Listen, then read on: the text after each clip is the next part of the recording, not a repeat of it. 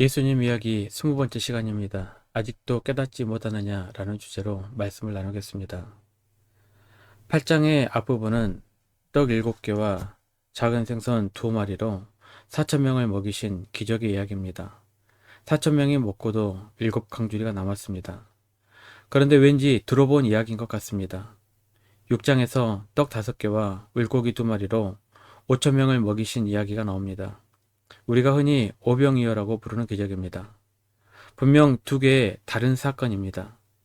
오병이어는 사복음서 모두 기록을 하고 있고 칠병이어의 기적은 마태복음과 마가복음 두 복음서에서만 기록하고 있습니다.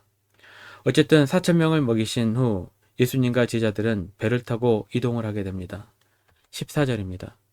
제자들이 떡 가져오기를 잊었음에 배에 떡 1개밖에 그들에게 없더라.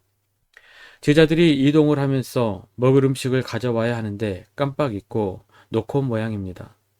아마도 칠병이어 기적 이후 남은 음식을 챙겨오는 것을 잊었던 것 같습니다. 이때 예수님이 제자들에게 갑자기 이런 말씀을 하십니다. 15절입니다. 예수께서 경고하여 이르시되 삼가 바리새인들의 누룩과 헤롯의 누룩을 주의하라 하시니, 이 말을 들은 제자들은 예수님이 하신 말씀이 무슨 말씀인지 이해가 되지 않았습니다. 16절입니다.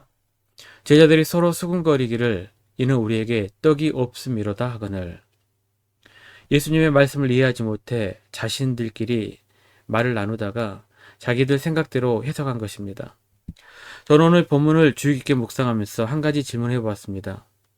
왜 제자들은 이런 답이 나왔을까? 또 혼자만의 생각이 아니라 여러 명의 제자들이 함께 모여서 답을 도출했는데, 예수님의 제자들이 예수님과 날마다 함께 다녔을 텐데 어떻게 그 많은 숫자의 제자들이 이런 엉뚱한 대답을 할 수 있었을까? 오늘 성경은 제자들이 엉뚱한 대답을 했던 것에 제자들이 아직도 깨닫지 못했기 때문이라고 말씀하고 있습니다. 17절입니다. 예수께서 하시고 이르시되 내가 어찌 떡이 없으므로 수군거리느냐? 아직도 알지 못하며 깨닫지 못하느냐? 너희 마음이 둔하냐? 아직도 알지 못하고 깨닫지 못하느냐? 너희 마음이 그렇게도 둔하냐? 예수님께서 말씀하신 것을 우리가 깨닫지 못하면 우리도 엉뚱한 대답을 할 수밖에 없을 것입니다. 그만큼 깨달음이란 매우 중요한 것입니다. 깨달음은 일종의 생각의 전환입니다. 알지 못했던 것에서 알게 되는 것입니다. 또 그 알미 우리의 생각을 지배하게 되는 것, 바로 그것이 깨달음입니다. 그래서 어떤 깨달음이 나를 지배하고 있느냐는 매우 중요한 문제입니다. 하나님의 말씀의 깨달음이 우리를 지배하고 있다면 우리는 하나님의 영향력 아래에 있다고 생각합니다. 그런데 세상의 깨달음이 우리를 지배하고 있다면 우리는 세상의 영향력 아래에서 생각하게 됩니다. 다시 한번 예수님과 제자들의 대화로 돌아가 보겠습니다. 왜 제자들은 엉뚱한 대답을 했을까? 잘못된 생각의 영향력이 그들을 지배했기 때문입니다. 제자들의 생각을 지배하고 있었던 생각은 바로 세상의 영향력이었습니다. 예수님은 누룩을 좀 더 영적인 의미로 말씀하셨는데 제자들은 누룩을 물질적인 빵으로 이해했던 것입니다. 쉽게 말하면 세상의 영향력과 영적인 영향력의 대립 때문에 이러한 엉뚱한 답이 나올 수밖에 없었습니다. 그래서 예수님께서는 더더욱 바리새인과 헤롯의 누룩을 조심하라고 말씀하고 계시는 것입니다. 바리새인과 헤롯의 누룩을 쉽게 말하면 잘못된 영향력을 말하고 있습니다. 잘못된 세상의 영향력을 주의하라고 주님께서 제자들에게 깨달음을 주시는 것입니다. 그런데 제자들은 그 경고의 메시지를 들으면서도 잘못된 세상의 영향력 아래에 있었기 때문에 이러한 잘못된 대답을 했던 것입니다. 자, 그럼 바리새인의 누룩은 무엇일까요? 바리새인의 영향력으로 말할 수 있는데 바리새인 하면 생각나는 것이 무엇입니까?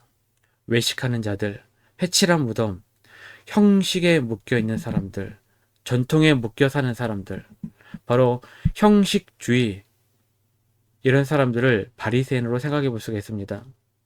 바리새인들은 종교적인 형식에 능통한 사람들이었습니다. 이들은 금식도 잘했고 11조 생활도 하고 율법을 지키기 위해 몸부림을 치는 사람들이었습니다. 솔직히 현대 신앙인들보다 훨씬 더 열심인 사람들도 있었습니다. 적어도 예배에 참석하고 헌금생활하고 기도생활하고 성경 읽고 제자 훈련에 참여하고 이런 일에 있어서 바리새인들을 따라갈 만한 사람들이 별로 없습니다. 자, 마태복음 23장 23절에서는 이런 바리새인들을 뭐라고 말하는지 함께 보겠습니다. 화 있을진저 외식하는 서기관들과 바리새인들이여, 너희가 박하와 해양과 근처에 11조를 들이되 율법에 더 중한 바 정의와 국률과 믿음은 버렸도다. 그러나 이것도 행하고 저것도 버리지 말아야 할 것이니라. 예배에 참석하고 헌금하고 기도하고 성경 읽는 그런 모든 종교적 의식도 중요하다. 하지만 의와 인과, 신도 버리지 말아야 한다라는 말씀입니다. 그런데 바리새인들의 문제는 형식에는 굉장히 강했지만 외적인 모습은 굉장히 믿음이 있는 것 같았지만 하지만 말씀이 더 중요하게 여기는 의롭게 사는 삶, 사랑하는 삶, 믿음직스러운 삶을 사는 데 대해서는 별로 관심이 없었다라는 그러한 책망입니다. 우리의 신앙이 증명되는 것은 지금 우리가 있는 이 자리가 아닙니다. 우리가 이 예배당을 벗어나 집을 향하고 세상을 향하게 될 것입니다. 그런데 이곳을 벗어나자마자 우리의 삶은 과연 어떻게 바뀌게 됩니까? 우리의 고룩한 모습은 예배당을 벗어나는 순간 완전히 다른 모습으로 바뀌게 됩니다. 미움 속에서, 그리고 온갖 세상의 영향력 아래에서, 그리고 누구를 믿기도 싫고 믿음직스럽게 살고 싶은 마음도 다 사라지게 됩니다. 이것이 바로 바리새인들의 문제였고 우리들의 문제라는 것입니다. 겉으로 보기에는 매우 믿음이 있어 보이지만 속은 무덤처럼 썩어가고 있었던 것입니다. 우리는 과연 여기서 자유할까요? 왜 예수님께서 제자들에게 이런 형식적인 삶을 조심하라고 주의를 주셨을까요? 심지어 제자들도 이런 바리새인적인 영향력에 물들어 있었기 때문입니다. 사랑하는 성도 여러분, 만약 우리가 형식에 치우치는 이런 바리새인적인 삶을 살고 있다면 이제 우리의 내적인 모습도 변화되시기를 바랍니다. 다음으로 헤롯의 누룩을 살펴보겠습니다. 헤롯의 누룩은 과연 무슨 말일까요?